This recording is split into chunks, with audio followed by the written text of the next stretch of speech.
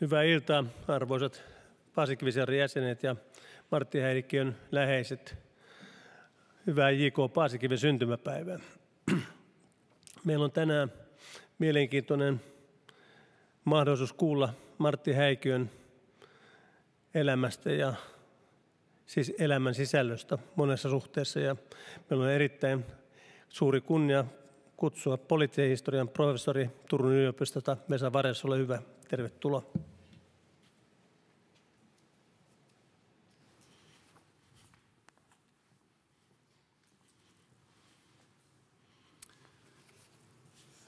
Kiitos.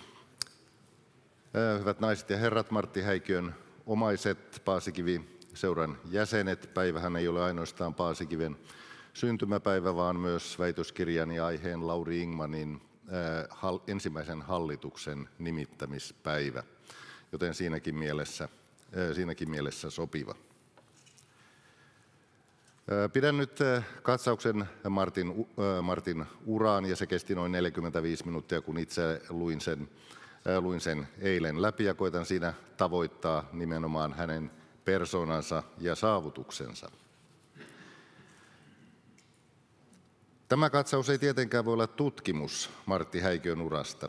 Keskityn seuraavassa muutamiin huomioihin Martin tieteelliseen tuotantoon sellaisen arvioijan ja kollegan silmin, joka seurasi niitä osana yleistä historiatieteellistä keskustelua ja oli toisaalta muutenkin paljon tekemisissä hänen kanssaan yhteisten tutkimusintressien ja niihin liittyneiden viiteryhmien kautta. Samalla viittaan lyhyemmin hänen muuhun yhteiskunnalliseen toimintaansa.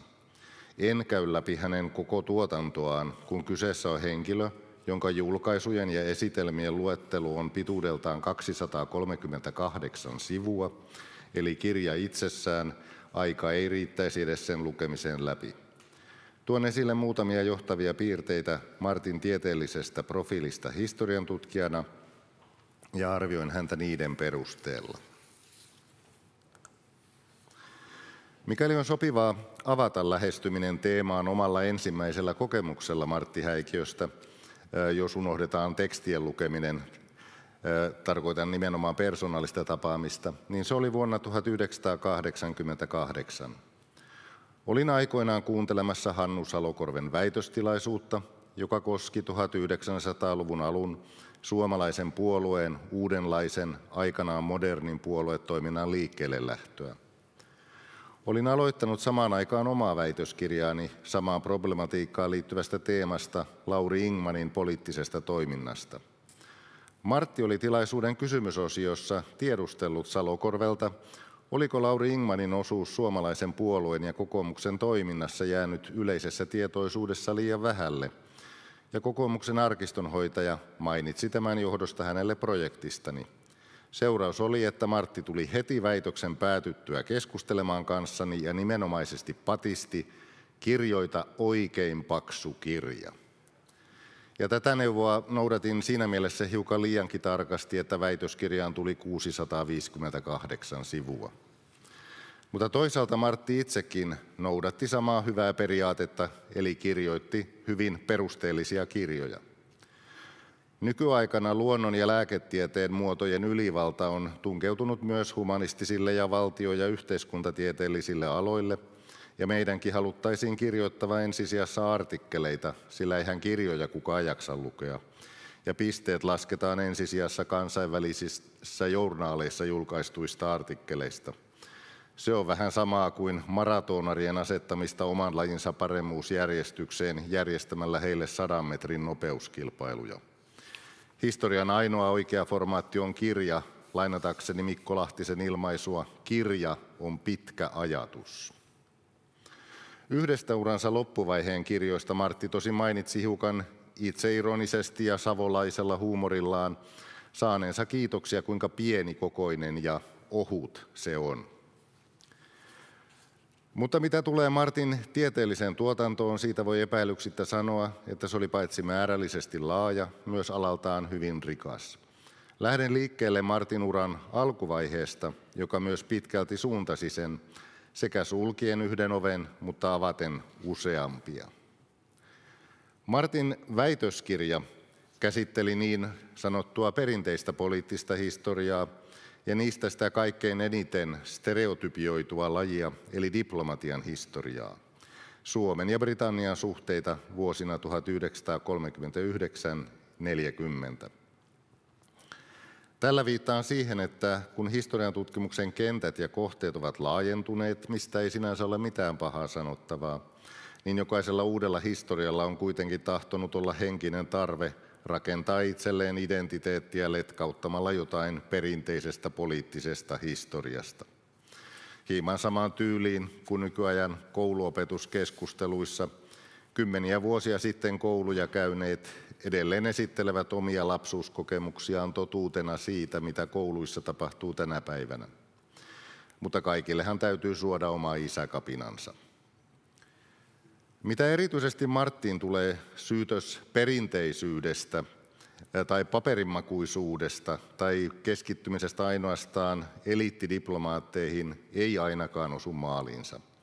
Tai ennemminkin se olisi muutettava kohteliaisuudeksi perinteisen kytkemisestä uuteen. Häntä ei tutkijana kiinnostanut vain se, minkä paperin jokin tietty ulkoministeriön virkamies siirsi kommentoitavaksi toiselle, vaan laajemmat kontekstit. Tässä tapauksessa se, miten Suomen ja Britannian suhteet sijoittuivat oman aikansa edellytyksiin ja vertautuivat ajan muihin kansainvälisiin tapahtumiin sekä mitä niistä seurasi. Nimenomaan tämä tuli olemaan hänen tutkimustuloksissaan pysyvästi oleellista. Kun katsotaan Martin muita tutkimuksia perinteisen poliittisen historian lohkolla, nekin ovat olleet aina tiukasti ajassaan mukana osana oman aikansa keskustelua. Väitöskirjassa hän korosti tärkeimpinä tutkimustuloksina nimenomaan havaintoa, kuinka suurvaltapolitiikan näkökulmasta Pohjois-Eurooppaa katsottiin kokonaisuutena sekä kuinka suurvaltojen toimien ketjureaktio vaikutti Skandinavian maihin, sekä kuinka Skandinavian maat tähtäsivät keskenään sekä itsenäisyytensä että naapurivaltioidensa olemassaolon säilyttämiseen, mutta eri olosuhteissa päätyivät erilaisiin ratkaisuihin. Väitöskirja päättyy Ehrensvärdin kuuluisiin ohjeisiin jälkipolville siitä, kuinka vieraan apuun ei ole luottamista, mikä oli tavallaan sopiva lopetus YYA Suomessa jopa henkilöltä, jota ei todellakaan voi pitää suomettuneena. Muutoin Martin tuotannossa on mukana Kekkosta, Koivistoa, ajan turvallisuuspolitiikkaa, Suomen autonomiaa, vuotta 1918, lähihistorian kysymyksiä ja niin edelleen. Teemat eivät ole päivänperhosia, mutta ne ovat ajankohtaisia, siis nimenomaan ajankohtaisen keskustelun alaisia. Ja niissä tarkastellaan vaikuttavia ja rakenteellisia kysymyksiä niiden oman ajan ehdoilla, niiden oman ajan ilmiöinä. Martti oli jo 24-vuotiaana julkaissut historiallisessa aikakauskirjassa laajan artikkelin nimeltä Eräästä historian tutkimisen perusedellytyksestä, jossa hän pitkälti paalutti oman historianäkemyksensä ja kytki sen nimenomaan käytännöllisyyteen. Siteeraan. Pohtiessaan sotapäälliköiden osalta syitä siihen, miksi käytännön päätöksentekijä useimmiten kokee yliopistotutkijan neuvot epäkäytännöllisiksi ja pinnallisiksi, katsoo sotahistorioitsija Michael Howard päätöksentekijöiden ratkaisujen vain parhaimmillaankin voivan olla educated guesses. But the academic strategist does have one vital role to play. He can see that the guesses are educated. He may not accompany the commander to battle, but he forms his mind in the schoolroom. Tuossa alkuperäisesti englanniksi, koska se oli hänellä englanninkielisenä sitaattina. Artikkelissa Martti siteerasi myös vanhan munkin viisautta. Historian tutkiminen merkitsee, että heittäydymme kaaoksen valtaan, mutta silti säilytämme uskomme järjestykseen ja tarkoitukseen. Se on perin vakava asia, nuori mies, ja ehkä myös traaginen. Ja kaikella tällä hän nimenomaan haluaa tuoda ilmi sitä, että vaikka ei voi olettaa, että päätöksentekijöiden päätökset seuraisivat akateemisia suosituksia, niin ne kuitenkin valmistavat pohjaa, joilta saadaan päätöksentekijät ajattelemaan loogisesti ja valistuneesti. Se on ainakin tavoite. Martin uran alkuvaihe osui historiatieteen murrosvaiheeseen monessa suhteessa, eikä ole epäoikeutettua sanoa, että ainakin Clejon suomalainen versio käänsi hänen kaltaisilleen selkänsä. Kyseessä oli yhteiskunnallinen muutosaika, sukupolvimurros, maailmanmuutos, poliittinen muutos ja ennen kaikkea aika, jolloin suomalaisen tiedeyhteisön ja samalla historian tutkimuksen paradigma uusiutui. Kuten pienessä maassa usein tapahtuu, voimassa on yksi totuus kerrallaan. Jos se ei kuulu uuden joukon muotivirtauksiin, se oli akateemisen tulevaisuuden kannalta paha dismeriitti. Porvarillinen historioitsija ei kuulunut, ei vaikka väitös tapahtui jo 27-vuotiaana ja kaikin puolin tasokkaalla suorituksella. Akateemisten yhteisöjen sisäinen dynamiikka on jo itsessään oma ilmiönsä, ja suomalainen tiedemaailma ei aina suosi moniarvoisuutta. Kuten tunnettua, yliopistojen suurin laitos on itse asiassa aina henkilökemian laitos. Martin taustalla ja tieteellisillä mielipiteillä ei sovittu tiettyyn toisella tavalla mieltäneeseen joukkoon. Ja kaiken kaikkiaan Martti kyllä koki epäoikeudenmukaisena sen kohtelun, joka hänen osakseen tuli Helsingin yliopiston virantäytöissä. Hän myös toi selkeästi ilmi sen, ettei samaistunut jyrkimmän vasemmistolaisuuden virtausten tunnuksiin, joissa hänen mielestään historiaa koetettiin ajaa yhteiskuntatieteiden muotteihin ja tehdä siitä liian abstraktista ja teoreettista, irrottaa sitä liiaksi lähdetutkimuksesta. Samalla hän koki huolta akateemisesta vapaudesta ja yliopiston ja tutkimuksen riippumattomuudesta julkisen sektorin voimavarojen kasvaessa, valtionhallinnon muuttuessa yhä suunnittelukeskeisemmäksi ja tieteellisen keskustelun politisoituessa. Korkeakoulu- ja tiedepoliittisen tutkimussäätiön apurahalla yhdessä Eeva Hänninen-Salmelinin kanssa kirjoitettu Tiedepolitiikka tienhaarassa vuodelta 1977 puuttui juuri tähän puoleen ja analysoi opetusministeriön muutama vuosi aiemmin asettaman toimikunnan korkeakoulu- ja tiedepoliittista ohjelmaa. Yksityiskohtiin tässä menemättä todettakoon, että julkaisussa kiinnitettiin huomiota virkakunnan politisoitumiseen sekä todettiin asia, joka on edelleen valitettavan ajankohtainen. Siteeraus. Korkeakoulujen ja vapaan tutkimuksen kannalta ajatus tutkimuksen suuntaamisesta kantaa sisällään mahdollisuuden myös tutkimuksen sisällölliseen ohjaukseen. Tällöin liikutaan korkeakoulujen ja tiedeyhteisön vapauden ja hallinnollisen autonomian keskeisimmillä alueilla. Ja nykyään tuon autonomian uhkana ei ole ainoastaan politiikka 1970-luvun mielessä tai aikaisempien aikojen mielessä, sillä kyllä niissäkin omat poliittiset ennakkokäsityksensä olivat, vaan myös talous ja byrokratia.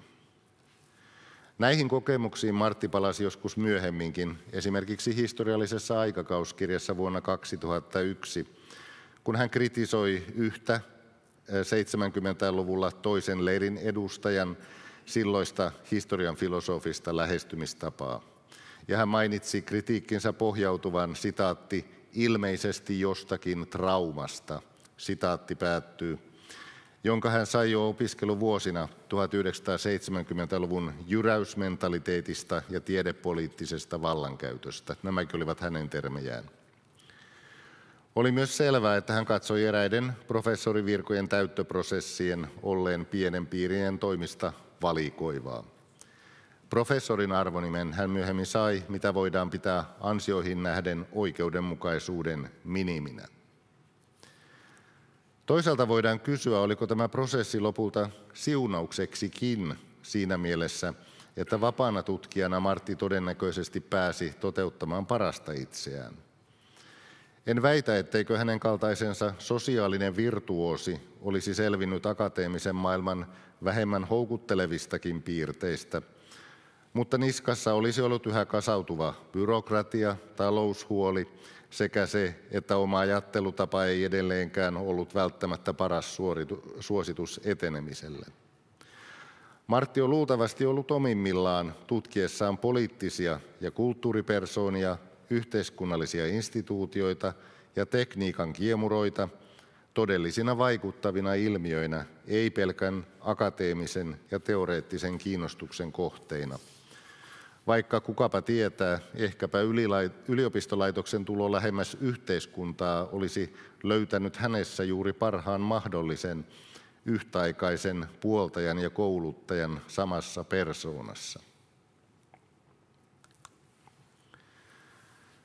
Martin tutkijaprofiilissa ovat näkyneet etenkin monet elämäkerrat, näkyvimpänä ehkä P.E. Svinhufvudia ja V.A. Koskenniemeä käsitelleet monumentit.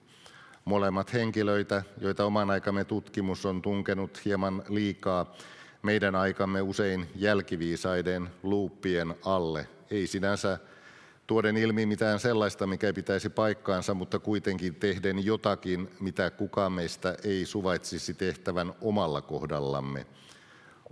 On arvotettu menneisyyden toimijan näkemyksiä enemmän jälkikäteisellä katseella, enemmän arvioitsijan oman ajan ja toimintaympäristön pohjalta kuin heidän oman aikansa reunaedellytyksistä.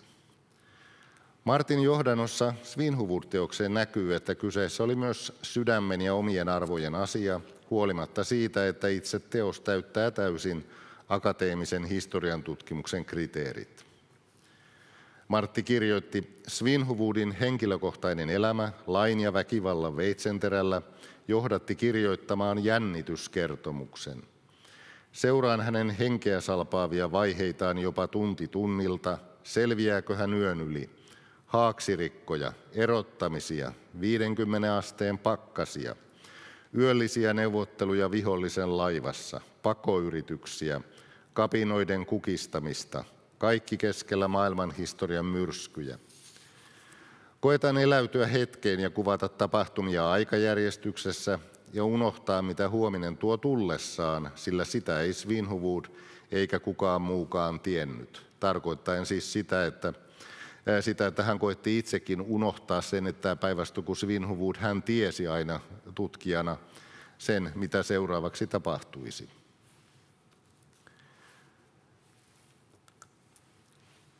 Koskenniemi puolestaan usein esitetään hyvin pinnallisesti ajan todellisuutta tavoittavissa väittelyissä, jotka typistetään sanoihin natsi vai ei.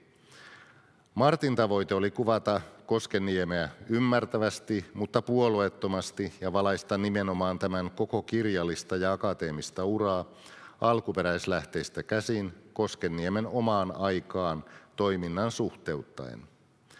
Martti totesi Koskenniemen julkisen kuvan olleen, sitaatti, huomattavan vajaa tai peräti täysin väärä, sitaatti päättyy, ja että hänen omalla kohdallaan oli nyt tapahtunut se, että, sitaatti, aihe on valinnut tekijän, sitaatti päättyy. Tutkimuksesta nähtävästi muodostui Martille myös jonkinlainen puhdistava riitti suhteessa niihin, joiden kanssa hän oli aiemmin ollut niin paljon eri mieltä. Kuulun siihen sukupolveen, jonka yliopisto-opinnoista 1960-luvun onneton radikalismi syrjäytti klassisen sivistyksen. Koskenniemi elämäkerrasta muodostui siksi kiehtova kulttuurihistoriallinen löytöretki. Viimeisimpiä saman tason suorituksia oli Antti Haksellista, Suomen historiassa usein lyhytikäisimpiin kuuluneen hallituksen, mutta dramaattisen aikaan sijoittuvan, eli 1944 syksyllä istuneen hallituksen pääministeristä, aiemmin moninkertaisesta ulkoministeristä. Se ilmestyi muutama vuosi sitten ja viimeinen omasta isästä Juuso Häikiöstä. Lisäksi Martti on kirjoittanut useista keskitason vaikuttajista. Nimenomaan Martin kirjoittamina nämä eivät ole olleet pelkkää poliittista tapahtumakatalogia. Koskenniemen osalta hänen piti uppoutua myös kulttuurihenkilöön ja yliopistorehtoriin, Svinhufvudin osalta juristiin. Elämänkertoihin hän pureutui laajasti myös kansallisbiografian päätoimittajana, monien siihen tulleiden artikkelien kirjoittajana ja muiden kirjoittajien rekrytoijana hankkeeseen. Lisäksi Martti ei ollut ainoastaan itse tutkija, vaan myös monen tutkimusintressin tukija, innostaja, liikellepanija, joskus suorastaan patistaja. Hän näki Suomen historiassa monta merkittävää toimijaa, jotka kaipasivat itselleen tutkijaa, mutta eivät olleet sitä saaneet, koska olivat jääneet nykyajan arvostuksissa katveeseen. Jotkin neuvot ja patistukset tuottivatkin hedelmiä. Erityisesti tulee tässä yhteydessä mainita siviilioikeuden emeritusprofessori Heikki Halilan kirjoittama tuore elämäkerta T.M. Kivimäestä. Martin näkemysten laajuutta on vahvistanut se, että hän on ollut uskomattoman tuottelias tilaustöiden kirjoittaja, erityisesti yritysten ja instituutioiden historioiden osalta. Näistä mainittakoon esimerkiksi Alkon, Nokian, Savonvoiman, Hankkijan ja Noveran historiat. Datasiirron ja matkapuhelintoiminnan tutkimus on ollut muutenkin hänen mielenkiintonsa kohteena. Suur-Savon sähkö oli hankkeista viimeisimpiä. Lisäksi hän oli aina ilmeisen kiinnostunut näistä kaikista kohteista itsestään ja menemään toimijoiden pään sisälle ja perehtymään myös itse innovaatioiden yksityiskohtiin. Ei Martti sentään ihan insinöörinä toiminut, mutta ainakin insinöörin ja tekniikan kokemusmaailman tulkitsijana. Ei onnistuisi ammattikunnassamme kovin monille tekstiviestikin tuottaa haasteita, kuten allekirjoittaneille. Martille ei. Hän kykeni aina sukeltamaan uuteen. Tästä on havainnollisena esimerkkinä se, että sähköpostissa allekirjoittaneelle hän mainitsi Nokian teknologiajohtajan Yrjö Neuvon elämänkerran Bit Bang pääteoksenaan, toisena kirjoittajana Essi Ylitalo, joskin käytti sanan pääteos ympärillä lainausmerkkejä. Mutta siinä sähköpostiviestissä hän mainitsi: "Olen siinä mielestäni päässyt lähimmäksi digikumouksen kovaa ydintä, eli digitaalisen signaalin käsittelyn Nobel-tason teoreettista pohjaa ja sen käytännön vaikutuksia, kun YN toimi Nokian teknologiajohtajana.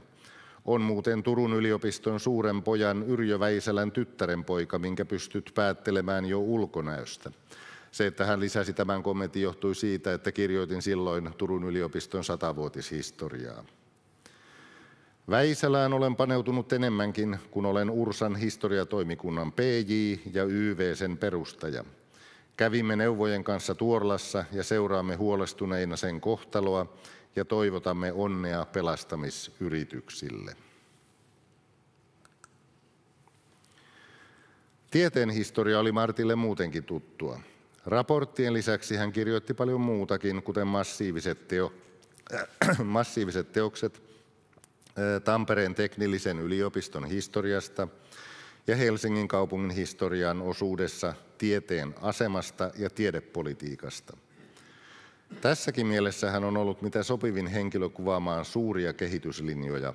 Takana on oma kokemus, visioita ja toisaalta ei turhia illuusioita sen enempää suunnittelun voimasta kuin tiedeyhteisöstä itsestäänkään. Voin vain todeta, että uskomattoman laaja kenttä. Etenkin viimeisimpien noin 10 vuoden aikana Martti toisti myös usein näkökulmaa paikallisen, kunnallisen historian tutkimuksen tärkeydestä. Tämäkään ei merkinnyt itsetarkoituksellista perinneseura-kronikointia tai paikallislehtien nekrologeista poimittuja henkilöluetteloita kirkonkylän napamiehistä, vaan sitä, kuinka kansakunta rakentui nimenomaan paikallistasolla. Elämä siellä on ollut suurta rakentavaa vaikutusta pinnan alla, jota ei herkästi havaita, koska siitä puuttuu näkyvä draama. Mutta nimenomaan arjessahan tapahtuivat esimerkiksi toipuminen vuodesta 1918 ja kansallinen eheytyminen, koska sille ei ollut vaihtoehtoa. Vaikka vanhat asiat muistettiin, niin paikalliset asiat oli hoidettava ja sen entisen verivihollisenkin kanssa oli elettävä. Ja havaittava, että ne paikalliset intressit olivat kuitenkin molemmilla niin usein samat. Oli saatava kunnalle määrärahat, rakennettava lapsille koulu ja päiväkodit, ihmisille terveyskeskus, hoidettava sosiaaliasiat, parannettava teitä, puolustettava paikallisia intressejä keskushallinnon suuntaan ja niin edelleen. Jääminen henkisiin juoksuhautoihin sellaisissa asioissa olisi ollut ampumista omaan jalkaan. Itse asiassa varmasti tarvitaankin tavallaan Martin kaltainen, toisaalta eteenpäin katsova, toisaalta perinteet huomioiva konservatiivistyyppinen mielenlaatu havaitsemaan tällainen vaikutus suuriin kehityskulkuihin. Oman puolueensa osalta hän korosti sitä, kuinka kokoomus säilyi pitkänä oppositiokautenaan merkittävänä vaikuttajana nimenomaan paikallisen vaikutusvaltansa turvin, etenkin kun se säilyi vahvana voimana nimenomaan suurissa kaupungeissa, eikä sitä voitu siellä sivuuttaa samalla tavalla kuin valtakunnan politiikassa, kunnallispolitiikassa, kun ei ole samanlaista hallitusvalta-oppositioasemaa. Kansakuntaa ei voinut rakentaa vain ylätason suunnitelmalla, visiolla tai käskyllä, ja vaikka niilläkin toki on paikallistasoa usein rasitettu, todellinen politiikan sovellus saattoi toteutua vain paikallistasolla. Vain kuntatodellisuus saattoi avata sen, kuinka laaja spektri koko yhteiskunta oli niin alueellisesti kuin sektoreittain.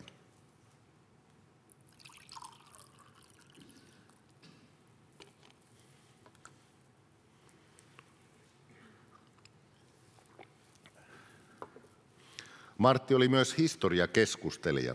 Hän otti aina myös historian merkittäviin debatteihin kantaa, ja hän pystyi tekemään sen vankan asiantuntemuksen pohjalta. Tässäkin suhteessa jääminen paitsi akateemisen uran asemasta saattoi kääntyä eduksi. Hän oli vapaampi haastamaan näkemyksiä, jotka olivat muodostuneet eräänlaisiksi uusiksi opinkappaleiksi, ja joita akateeminen tiedeyhteisö herkästi jätti huomattavasti vähemmälle huomiolle yhteisöllisistä syistä tai korostaakseen omaa rooliaan modernien näkemysten harjalla. Martti on lausunut välillä sellaisia huomioita vallitsevista edistyksellisyyden narratiiveista, että ne eivät ole oikein sopineet vallitsevaan paradigmaan. Oman aikamme kansalliseen kertomukseen ovat esimerkiksi juurtuneet näkemykset Suomen 1900-luvun historian ensimmäisestä puoliskosta pohjantähteläisenä kehityskertomuksena kohti hyvinvointivaltiota ymmärtämättömiä vanhoillisia vastaan. Sekä se, kuinka paljon siirtyminen Ruotsin alaisuudesta Venäjän alaisuuteen autonomiseksi valtioksi edisti Suomen sisäistä kehitystä ja kasvamista itsenäisyyteen. Näkemysten takana on paljon perusteita, mutta ne otetaan nykyään usein ainoina selityksinä ja jokseenkin pelkästään annettuina näkemyksinä. Eikä tutkijoidenkaan keskusteluissa ole harvinaista havaita, että haastamista tai vaihtoehtojen tuomista esille tai sen vallitsevan vastauksen monipuolistamista välttämättä aina katsota tervetulleena. Kansalaiskeskusteluissa sellaisista asioista on muodostunut monille suorastaan uskon asioita, joista ei edes osia saa haastaa. Martti kuitenkin teki niin. Hän huomautti kirjassa Historian väärät profeetat, että pohjantähteläiseen kertomukseen ei mahtunut sen myöntäminen, että vuoden 1918 sota alkoi vallanottoyrityksenä vaaleilla valittua eduskuntaa vastaan, ja että sen muistamisen sijasta oli alettu miltei hävetä itse itsenäistymistä. Ilmaisu oli ehkä vähän rankkakin, mutta tällä hän viittasi siihen, kuinka sisällissotatulkinta tavallaan asetettiin mitätöimään sodan kaikki muut aspektit. Ja voi sanoa, että se oli sinällään ymmärrettävääkin, koska se sisällissotapuoli oli aiemmin pyritty puolestaan vaikenemaan. Mutta se pääajatus oli se, että tulisi tunnustaa, että totuuksia, puolia, vivahteita oli monia, koska sellaista todellinen elävä elämä yksinkertaisesti on. Hän myös korosti, että suomalaisuuden kehittyminen ja Suomen itsenäistyminen olisivat olleet täysin mahdollisia 1800-luvulla myös Ruotsin yhteydestä. Ja osana Ruotsia olisi sitä paitsi tuolloin oltu tutummassa kulttuuriyhteydessä ja osallisina paljon vapaamielisemmästä ja edistyksellisemmästä sisäpoliittisesta kehityksestä kuin Venäjän yhteydessä, samoin yhteiskuntakehityksestä. Ruotsi ei olisi tätä pystynyt estämään, tuskin olisi edes yrittänyt estää.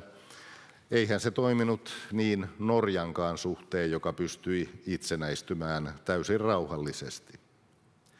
Ja tällaiset Martin käsitykset eivät mahtuneet vallitseviin narratiiveihin, etenkään Suomen valtiosynnystä, jossa valtion mittarina usein pidettiin uuteen pääkaupunkiin perustettuja hallintolaitoksia.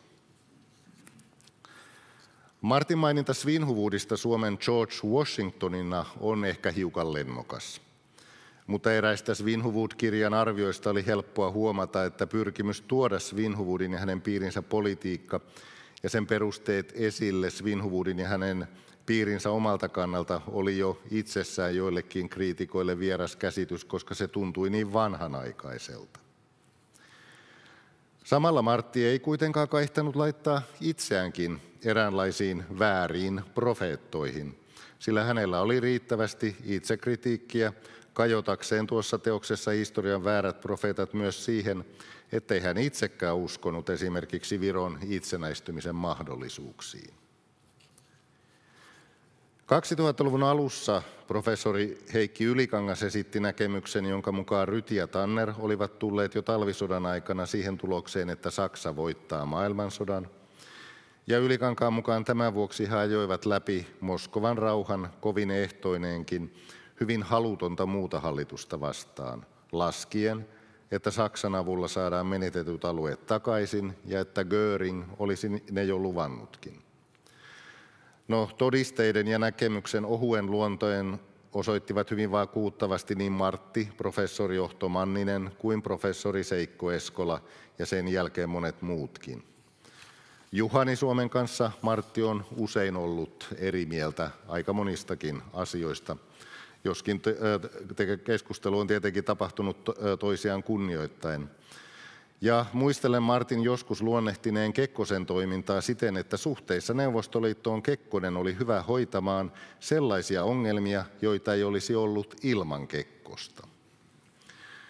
Toisaalta tämäkin luultavasti ensisijassa oli tarkoituksena muistutukseksi siitä, että asioilla oli monia puolia. Paasikiven Kekkosen linja ei ollut vastaus kaikkeen eikä ainoa vaihtoehto. Ei ainakaan sellaisena, millaiseksi se muodostui.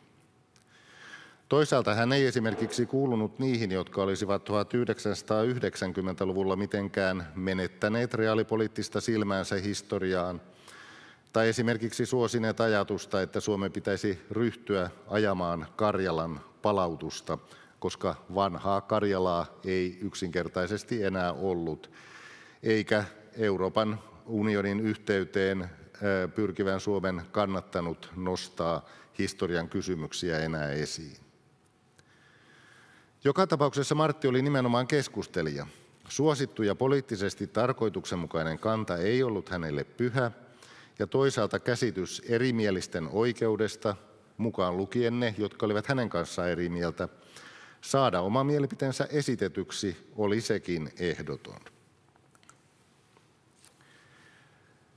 Martilla oli myös hyvin laaja ja pitkäaikainen yhteiskunnallinen ura. Hänen ansioluettelonsa erilaisten instituutioiden ja järjestöjen hallitusten, toimikuntien, johtokuntien ja vaikka minkä jäsenyyksistä on uuvuttava. Kirjo kattaa kansalaisjärjestöt, talouselämän, tutkimustoiminnan säätiöt, journalismin, tilaushistoriahankkeet, kansallisbiografian, Suomen valtion juhlavuosiorganisaatiot, kirkolliset järjestöt, jopa Kansallisoopperan säätiön hallintoneuvoston. Tämä vain pienen autoksena. Yksi varmasti merkittävimmistä asemista juuri sivistysporvarillisen keskustelun hallinnoijana oli pitkäaikainen toimitussihteerin ja myös pääkirjoitustoimittajan asema Kanava-lehdessä. Seikko Eskola muistelee pääkirjoituksista. Niissä ilmenevät itsenäinen ajattelu, laaja lukeneisuus, monille alueille ulottuva asiantuntemus ja selkeä ilmaisu. Hyvä osoitus niiden kirjoitusten tasosta on, että ne kestävät vertailun käsittelemiensä aihepiirien myöhempään kehitykseen. Huomion kiinnittäviä mokia ei sen valossa ole sattunut. Aika on tehnyt Martin analyyseille oikeutta.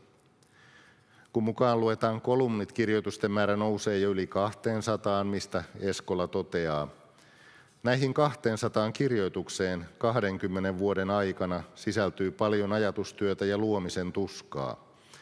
Ne ovat tärkeä osa Martin ajattelun historiaa. Niiden analysoimisessa olisi aihetta kirjaksi, varsinkin kun kirjoittaja aina on ollut oman tien kulkija. No, kanavaa joskus moititaan sivistyneiden keski-ikäisten ja vanhojen herrojen foorumiksi, mutta siitä todettakoon, että hekin, tai ehkä minun täytyy sanoa mekin, tarvitsemme sellaisen ja pystyvät antamaan parhaan sivistyspanoksensa juuri sellaisen sivuilla. Kanavassa on aina tullut esille nimenomaan se sivistysporvarillinen näkemys, joka oli Marttia omimmillaan. Ja samalla ovi oli auki toisenlaisille mielipiteille. Martti koetti saada uutta Suomeakin erikoistoimittajana ja strategiasuunnitelman laatijana sen viimeisinä vuosikymmeninä enemmän laatulehtilinjalle, sillä näkemyksellä, että jäämiseksi eloon oli pakko olla paras jossakin. Uuden Suomen kohtalon ratkaisevat kuitenkin silloin paljon rakenteellisemmat tekijät. Ja kaikki tämä toiminta kertoo myös sosiaalisuudesta ja verkostoitumiskyvystä, joka lienee luontaista savolaisiin juuriin. Tähän on kuulunut myös politiikka. En pidä lainkaan mahdottomana sitä, että tämä voi olla syynä siihen, miksi Martin mittavalla tuotannollakaan ei auennut uran alkuvaiheen jälkeen akateemista paikkaa, joka meriteillä olisi ollut perusteltavissa. Martti toimi myös politiikassa, eräässä vaiheessa Helsingin kokoomus ry:n johtajana, toisessa 7 vuotta Helsingin kaupunginvaltuuston jäsenenä ja niin edelleen. Martin isä oli näkyvä hahmo valtakunnan politiikassa. Yli 20 vuotta kansanedustajana, 4 vuotta eduskunnan toisena varapuhemiehenä ja 12 vuotta perustuslakivaliokunnan puheenjohtajana. Hänet muistetaan toisaalta poikkeuslain vastustajana, toisaalta henkilönä, joka kuitenkin voitti Kekkosen luottamuksen. Martin persoonaan tuskin koskaan kuuluivat haaveet samantapaisesta urasta kuin isällä.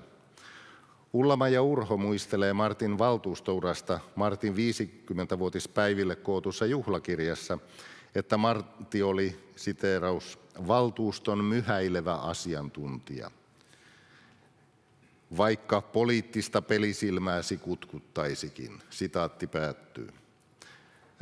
Pidempi sitaatti. Valtuuston varsinaisen vaikuttamisen paikka on tietysti kahvila. Aikaasi käytät siellä hyvin myös historiasta ja harrastuksista keskusteluun. Mitä maamme kohtaloissa merkittävää on tapahtunut Puumalassa? Haluatteko kuulla Melonnan ihmeellisyyksistä ja Aurajoen rannoista?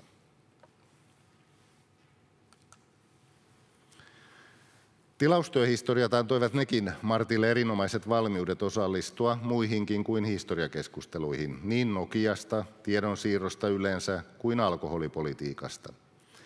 Aika harvoin ehkä tapahtuu, että instituution historian kirjoittaja kylläkin täydessä yhteisymmärryksessä toimeksiantajan kanssa myös hienoisesti kyseenalaistaa tutkimuskohteen toiminnan eräitä osia, kuten Alkon osalta tässä siteerauksessa.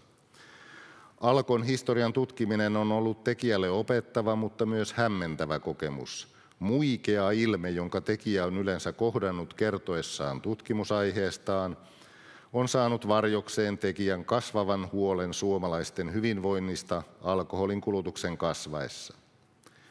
Kulutuksen kasvu johtaa haittojen kasvuun ja kulutukseen vaikuttavat ennen muuta saatavuus ja hinta. Toivon kuitenkin löytäneeni tähän teokseen tasapainoisen tyylilajin, joka ilmentää sekä alkoholin kiehtovuutta että niitä vakavia ongelmia, jotka siihen liittyvät. Jälkimmäiset ovat työn edetessä alkaneet painaa yhä enemmän.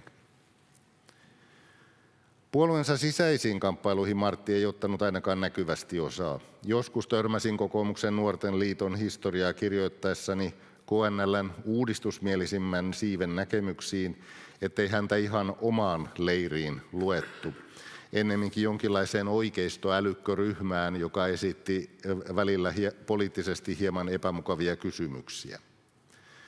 Martin riippumattomalle luonteelle järjestöjuoksuhaudat eivät olisikaan olleet mikään sopiva paikka. Joka tapauksessa hänestä voi sanoa, että hän ei salannut millään tavalla poliittista kantaansa, ja ehkä tietyt poliittiset intressit näkyivät aihevalinnoissa, koska tutkijat usein herkästi hakeutuvat tutkimaan ihmisiä tai ryhmiä, joihin heillä on jonkinlaista hengenheimolaisuutta. Sen sijaan tutkimusten johtopäätösten tieteellisyyteen mikään tällainen sympatia ei Martilla vaikuttanut. Martti oli siis aina yhteiskunnallinen keskustelija, joka ei piilottanut poliittista taustansa, mutta säilytti ammattietiikan mukaiset näkemykset. Tieteellisessä tuotannossa pitää mennä lähteet edellä. Dokumentit ja faktat sanelevat tutkimuksen lopputuloksen, ei oma poliittinen ja yhteiskunnallinen tausta. Ja tässä suhteessa hyvin osuva on Martin esipuheen loppu hänen massiivisessa teoksessaan Tiedon metropoli, tutkimus, opetus ja tiedon välitys Helsingin historiassa 1945-2010. Siinä hän kirjoittaa: Olen osallistunut kuvattavana oleviin tapahtumiin nykyisen historian tutkijan roolin lisäksi aiemmin muun muassa Helsingin yliopiston opiskelijana, opettajana ja hallintovirkamiehenä, usean säätiön rahoittamana tutkijana ja hallituksen jäsenenä, kulttuuriaikakauslehtien ja sanomalehden toimittajana, kaupungin sivistyspolitiikan ohjaukseen olen osallistunut kaupungin valtuutettuna ja opetuslautakunnan puheenjohtajana. Ja sitten kuitenkin se oleellisin lause. Näistä rikastavista aikalaiskokemuksista huolimatta olen luonnollisesti pyrkinyt tässä teoksessa objektiiviseen historian kirjoitukseen, eli perustelemaan ja dokumentoimaan valitut näkökulmat ja tulkinnat, koska hänellä oli selkeä taju siitä, että vaikka osallistuminen tuottaa niin sanottua hiljaista tietoa, niin se on kuitenkin aina subjektiivista, ja tutkijan on pysyttävä tutkijana. Täydellinen objektiivisuus ei ole mahdollista, mutta pyrkimys sitä kohti on aina välttämätön. Olen itsekin ollut läsnä tilanteessa, jossa Martti puolusti tilaustyöyhteydessä tutkijan ehdotonta pysymistä tieteellisessä lähestymistavassa, tuli esille mitä hyvänsä, vaikkakin asioitakin, jotka eivät olleet instituution tai henkilöiden osalta kaikki täysin mairittelevia. Minua kuitenkin silloin ensin ihmetytti, miksi hän hymyili niin leveästi, kun kyseisessä kokouksessa eräs jäsen tähtäsi aivan toisenlaiseen lähestymistapaan ja ilmaisi mielipiteitä, joilla ei tosiaankaan ollut mitään tieteen intressin kanssa tekemistä. Ennemminkin ne liittyvät ilmaisuun, johon sisältyvät lakaisutoiminta, roskat ja matto. Tilaisuuden jälkeen Martti sanoi minulle, että hänellä on sellainen heikkous, että hän ei kerta kaikkiaan pysty pitämään niin sanotusti pokkaansa, eli kasvojaan peruslukemilla, jos joku puhuu aivan läpinäkyviä ja päättömiä argumentteja. Martista voi sanoa, että hän oli tutkijana, kuten varmaan muutenkin, moderni konservatiivi.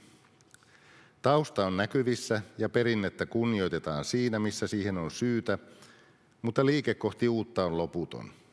Esimerkiksi itsenäisyyden 100-vuotistoimikunnassa kuulemma käytettiin sellaisia puheenvuoroja, että tähän ei nyt sitten oteta mitään pönöttävää patsastelua, jolloin Martti heti nousi ylös ja ilmoitti perustavansa pönötysjaoston. Martti kuului ihmisiin, jotka ymmärsivät, että kestävien perinteiden hylkääminen ei voi olla mikään itseisarvo. On muistettava, että perinne itsessään on säilyttyä edistystä ja edistys on edelleen kehitettyä perinnettä. Nimenomaan sivistyskonservatiivi tajuaa, että liike jatkuu koko ajan, mikään ei pysy entisellään, koska niinhän on käynyt aina aiemminkin, ja sen johdosta elämme erilaisessa maailmassa kuin ne, joita tutkimme. Kuten Martti tätä muutoksen tajua kerran havainnollisti, 100 vuotta sitten Juvan Koikkalan kylällä asuva ihminen oli fyysisesti kauempana kirkonkylästä kuin hän on tänä päivänä Helsingistä, koska liikenneyhteydet ovat nopeutuneet. Hän on puhelimen, radion ja television ansiosta reaaliaikaisessa yhteydessä maailmaan tavalla, joka on ennen kokematon. Palataan myös Svinhufvud-kirjan esipuheeseen. Siinä hahmottuu Martin suhtautumisen punainen tai oikeammin sinivalkoinen lanka. Toinen kiinnostukseni kohde on suomalainen kansanvalta ja oikeusvaltio. Laki ja oikeus ovat perusarvoja, mutta niitä tulkitaan monella eri tavalla. Itsenäinen valtio joutuu jatkuvasti pohtimaan perustuslakejaan, valtionpäämiehen ja hallituksen suhdetta eduskuntaan, ulkopolitiikan johtamisen työnjakoa, vahvan valtion ja kansalaisvapauksien tasapainoa. Kansakunnan eheys ja sen pirstoutuminen ovat suuria kohtalon kysymyksiä. Miksi Suomi oli eurooppalainen kummajainen, jossa kansanvalta säilyi, kun se muualla mureni? Martti totesi viimeisinä vuosinaan, että hänellä on edelleenkin niin paljon suunnitelmia tutkimuksista, että ne toteuttaakseen hänen pitäisi vaimonsa kommentin mukaan elää 140-vuotiaaksi. Arvio tämän projektin toteutumisesta oli epärealistinen jo sikäli, että se rakentui sellaiseen oletukseen, ettei noiden seuraavan 70 vuoden aikana Martille tulisi enää yhtään uutta ideaa. Persona tuntien täysin mahdotonta. Voimme vain todeta, paitsi henkilökohtaisesti, myös tieteen kannalta, kuinka paljon olisi voitettu, jos Martille olisi suotu vuosia enemmän. Kiitos.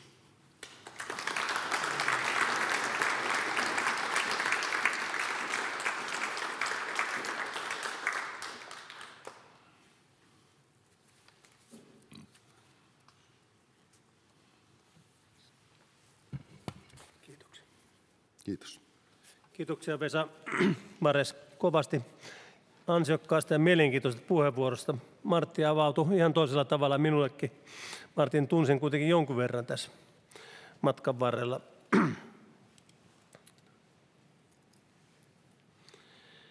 Niin, hyvät Paasikivi-seuran jäsenet, arvoisat Martti Häikkiön läheiset ja muut kuulijat. Paasikivi-seuran sääntöjä vapaasti mukaillen seuran keskeisenä tehtävänä on ylläpitää, syventää ja tarjota alusta suomalaisen yhteiskunnan käydä ulko- ja turvallisuuspoliittista keskustelua. Tätä tarkoitusta toteutamme järjestämällä vuosittain useita ajankohtaisiin aihealueisiin kiinnittyviä tunnettuja huippuluokan asiantuntijoiden alustuksia keskustelumahdollisuuksineen. Tänä vuonna me aloittamme myös uudenlaista toimintaa. Yhteistyössä Historia- ja yhteiskuntaopin opettajien liiton kanssa tuotimme 6 keskusteluvideota, jossa aikalaiset asiantuntijat, presidentti Sauli Niinistö, valtioneuvos Matti Vanhanen, entiset ministerit Tuomioja ja Salolainen, vanhempi tutkija Iro Särkkä, kansanedustaja Mia-Petra Kumpula-Natri ja hallituksen puheenjohtaja Rilli Lappalainen sekä vastuuvirkamies Emmi Mäkelä, unohtamatta meidän varapuheenjohtaja Joonas Könttää, käyvät keskustellen läpi Suomen NATO-suhdetta ja prosessia, pohjoismaista yhteistyötä, Euroopan unionia ja diplomatian toimintaperiaatteita. Videot on tarkoitettu opettajien tueksi ja oppimista elävöittämään peruskoulun yläasteella, lukiossa ja jopa korkeammalla asteella. Vastaanotto opettajien koulutuspäivillä oli todella hyvä. Paasikivi-seuran hallitus on päättänyt myös ryhtyä palkitsemaan ulko- ja turvallisuuspolitiikan alalta merkittäviä asioita aikaansaaneita tahoja. Me kuulimme tässä Vesa Vareksen puheenvuorossa alustuksessa Martti Häikkiön valtavasta aktiivisuudesta suomalaisessa yhteiskunnassa ja tässä mielenkiintoisessa ansiokkaassa esityksessä. Martti Häikkiö on ollut merkittävässä roolissa myös ulko- ja turvallisuuspolitiikan keskustelussa, erityisesti siinä. Martti Häikkiö toimi Paasikivi-seuran puheenjohtajana vuosina 2011–2013 ja hänet on kutsuttu seuran kunniajäseneksi tasavallan presidentti Urho Kekkonen, Mauno Koivisto ja Martti Ahtisaari rinnalla ja joidenkin muidenkin aiempien puheenjohtajien, kuten Jaakko Ylönimi, Harri Holkeri, Mikko Viitasalo ja Matti Vanhanen joukkoon. Tämä kertoo seurassamme suuresta arvostuksesta Martin työtä ja osallistusta kohtaan. Niin, hyvät ystävät, tänään on tullut aika luovuttaa Paasikivi-seuran ensimmäinen elämäntyöpalkinto. Seuran valtuuskunta oli yksimielinen päättäessään, että ensimmäinen elämäntyöpalkinto kuuluu Martti Häikkiölle. Luen nyt kunniakirjan, jonka luovutan rouva Tytti Varmavuo Häikkiölle Sauli Niinistön mitalin kera. Merkittävä ulko- ja turvallisuuspoliittinen puheenvuoro, kunniamaininta, professori Martti Häikkiö.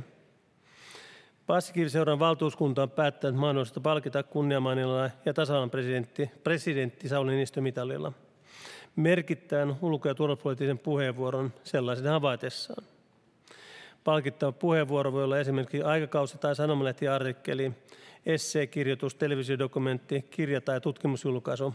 Tässä voisi Martin osalta todeta, että tämä tarkoittaa isoa määrää kaikkea tätä, mitä luettelin tuossa. Ensimmäisenä palkintona Paasikiviseura on päättänyt myöntää esityksestäni soveltaa kunniamainintaa siten, että haluamme palkita merkittävästä elämäntyöstä seuran kunniajäsenen professori Martti Häikkiön, joka on julkaissut lukuisia poliittisen historian ja taloushistorian teoksia sekä elämänkertoja ja toimittanut muun muassa www.jkpaasikivi.fi-portaalin päätoimittajana JK Paasikiven 150-vuotisjuhlavuonna 2020. Professori Martti Häikkiön mittava elämäntyö sekä kirjallinen tuotanto kestävät aikaa ja tarjoavat tärkeän historiallisen näkökulman yhtäältä poliittisen ja taloushistorian ja toisaalta ulko- ja turvallisuuspolitiikan kysymysten laajempaan ymmärtämiseen. Tänä päivänä Antti Rinne, Paasikiviseuran puheenjohtaja. Ja nyt mä pyydän rouvaa, olkaa hyvä.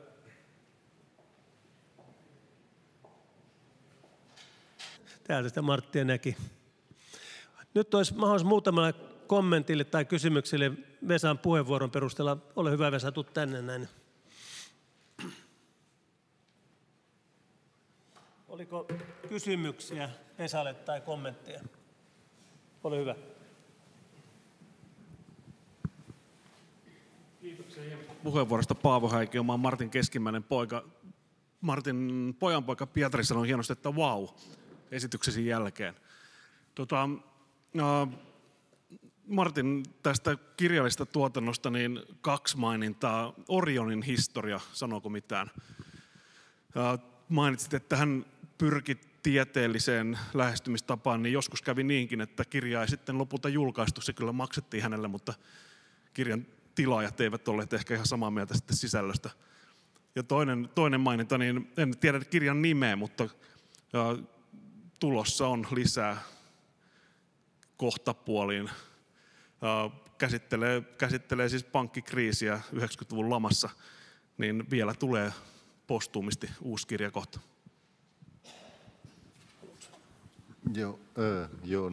Siinä ei taisi olla enemmänkin kommentti kuin varsinainen kysymys.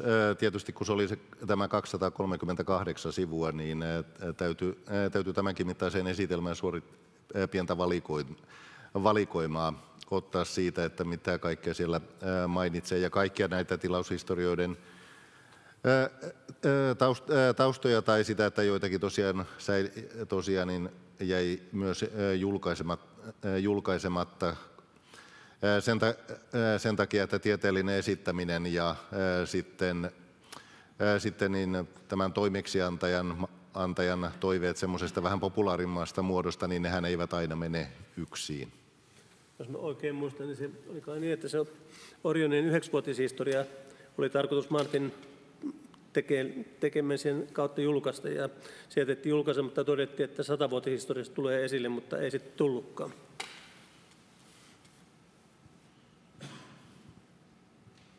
Vieläkö on kommentteja tai kysyttävää? Ole hyvä, Rene. Martti patisteli mua pitkään erästä aiheesta ja sanoi, että Keijo Korosen elämänkerta pitäisi kirjoittaa. Mä sanoin Martille, että minä en ole ammattihistorioitsija, että se ei ole minun tehtäväni, mutta mä olen samaa mieltä, että se pitäisi kirjoittaa, mutta siihen tarvitaan ammattihistorioitsija. Ja mä voin tässä vain todeta sen, että tämä on vireillä ja kerrotaan sitä sitten myöhemmin. Ja se henkilö, joka siihen on ryhtymässä, on ammattilainen.